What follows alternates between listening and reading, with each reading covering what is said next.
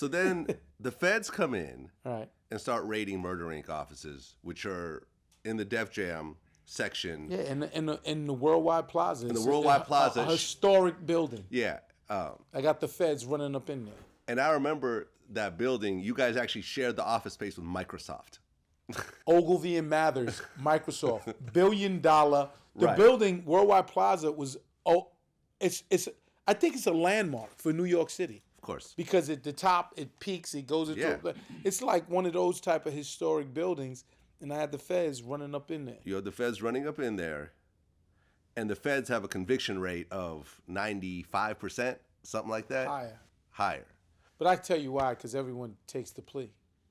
Right. I mean, you see what's happening with Tekashi these days. No one's taking this shit to trial. Everyone's pleading out. Tekashi's telling on everyone. The feds don't even have to do nothing. They come in and win all of this. Yeah. It's only a few choice of us that tell the feds, suck my dick. Well, Chris Gotti, you gotta have the balls. Listen, you don't think we hear all of that? The feds have a 99% conviction rate, and we sitting there, our lawyers, they offered us like 6 months of some sweet shit. 6 months. We was facing 20 years. Well, I heard they offered you, because I talked to Chris about this. He said they offered you guys probation to just accept the guilty plea. Really what they wanted was a story. And they wanted a story on Supreme. That's it. If we gave a story, we did anything. They went down to as low as no jail time, just a conviction. A conviction with no jail time? I never even heard of this. Yeah, they was going to give us probation. Oh, probation. Okay, yeah, I've heard of this. And give us probation. But we had to tell on Supreme about, and we like, what are we telling? And they swore that we have some stories to tell. And I'm like, there's no stories to tell. Nah, they offered us for the guilty plea. They offered us where each one of us could do like 6 months. Chris could stay and run the company. Then he goes in and does 6 months. Okay, so 6 months. It was basically nothing. Yeah. But you turn it down. To my lawyers, to which our lawyers said, we can't guarantee victory. So our lawyers, who we had great lawyers, Shargell and Lefcourt, if I don't want you to get in trouble, but if you do call them, they're fucking great, right? You don't want to use them, but if you do have to use them, they're brilliant. So our brilliant lawyers was like, take it. They didn't say take it, but they was like, wouldn't have been mad if we would have said, fuck it, we'll take it. Well, you guys spent $10 million defending yourselves. It was a lot because I paid for everyone's lawyer. Right. So they and it was other little shit. Like my accountant, Cynthia Brent, they was putting her under pressure, so we paid for her lawyer. I think Ron. Like there's a lot of people that you don't even know of that y'all don't hear of that I paid for their legal fees. And you guys win. You guys take it to trial and you beat the jury trial. And even listen, if you was at the trial, right? Mm-hmm. It was so bullshit.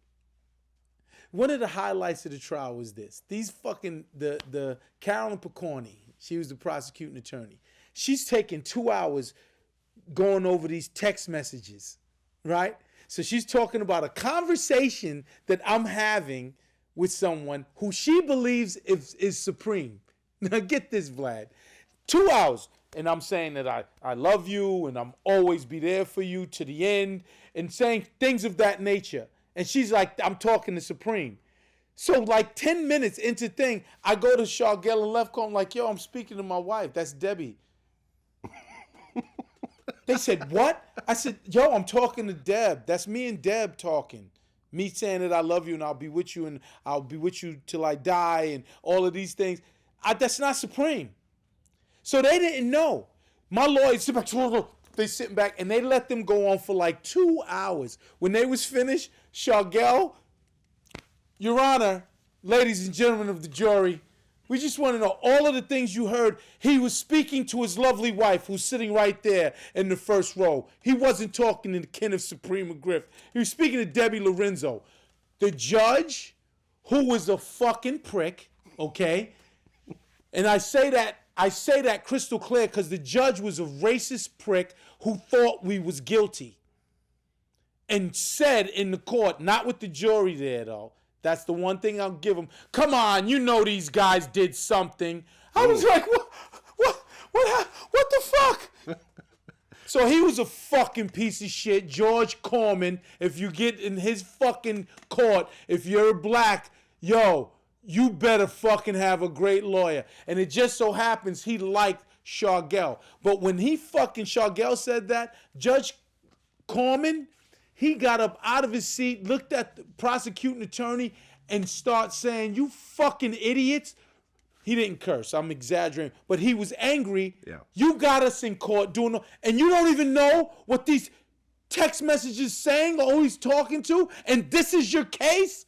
He fucking killed them. Then he said something like, because Shargell teaches law. He says, you guys need to go to his class and learn the law. Like, he killed them. Killed them. Killed them. And I was like, that's an ill kill because he doesn't like us. That racist piece of shit wants us to go to jail.